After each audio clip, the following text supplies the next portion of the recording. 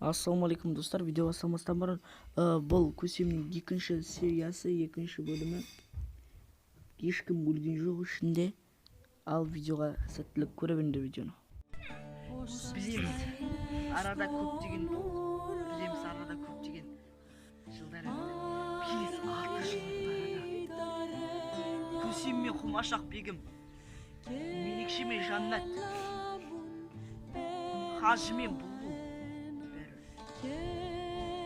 Кіре бер. Шахзадам Шахзада? Қалайсың?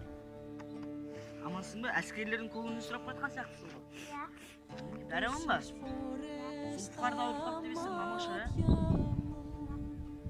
Кіре бер.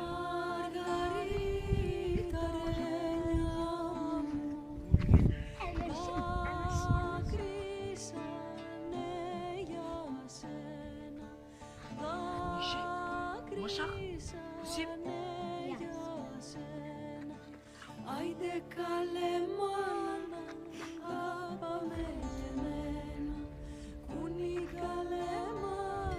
Амансыңдар ма, жағдайларың қалай? Сендерді өлді деп айтып еді ғой.